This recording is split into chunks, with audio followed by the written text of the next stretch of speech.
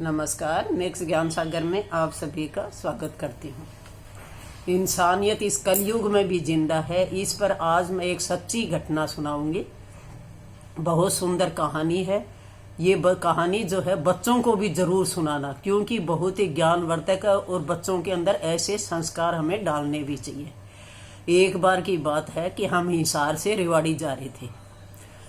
Rail में बैठे थे। रेल के डिब्बे में ही एक बूढ़ा व्यक्ति बैठा था, बिल्कुल बूढ़ा था, फटे हुए कपड़े थे और उसने एक फटा हुआ कपड़े का सिला हुआ थैला लटका रखा था। हम सफर कर रहे थे, रास्ते में भिवानी पहुंचे। उस समय वहां पर टीटी आ गया। टीटी ने आते आते ही सबकी टिकट चेक करी और वो जो बूढ़ा था वो एक कोने में छुपक कर बैठ गया, क्योंकि उसके पास पैसे भी नहीं थे और टिकट भी नहीं ले रखी थी। और टीटी ने आकर उसको खूब धमकाया और कहा कि यहाँ से नीचे उतर जाओ। तब उस बूढ़े ने कहा कि अगले स्टेशन पे जब जाऊंगा तो आगे मेरी बेटी मिल जाएगी, वो आपको पैसे दे देगी, वो इंतजार करिए, मुझे नीचे मत उतारो।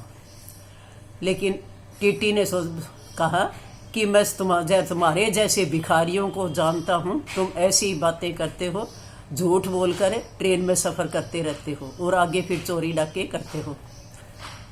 और उसी डब्बे में एक 8-9 साल का ही लड़का था, अपनी माँ की गोद में बैठा था और वो ये बातें सारी सुन रहा था। तभी उस लड़के ने खड़े होकर कहा कि नहीं बाबा जी आप बैठो। उसने अपनी माँ के गोद में से पर्स तो जब था उसको छीन लिया और उसमें से कुछ पैसे निकालकर उस बूढ़े को दिए। कहा लो दादाजी आप ये पैसे इस टीटी को दे दे। और अपनी माँ से कहा कि माँ तुमने ही तो कहा था कि हमेशा बड़ों की मदद करनी चाहिए, गरीबों की मदद करनी चाहिए, इसलिए आपने ही तो मुझे ये संस्कार दिए हैं। आज मैं इसे दादा की सेवा कर रहा हूँ, इसको पैसे दे रहा हूँ, नहीं तो ये बेचारा स्टेशन पर अकेला रहेगा और इसकी बेटी भी नहीं मिल पाएगी इससे। तो वो पैसे दे देता है टीटी को कि जितने भी आपको पैसे लेने हैं इसकी टिकट के वो ले लें। और वो टीटी डब्बे से नीचे उतर जाता है। और जितने भी उस ट्रेन में बैठे थे किसी ने भी ये नहीं सोचा कि इस बूढ़े की जो गरीब है इसकी हम मदद कर दें। लेकिन जब उस लड़के ने पैसे दिए, उसकी मदद करी, तो सभी के नजर जो है एकदम नीचे झुकी शर्म के मारे कि देखो एक छोटा सा बच्चे ने जो है पैसे देकर एक गरीब आदमी की मदद करी है और उसको डिब्बे से नहीं उतरने दिया।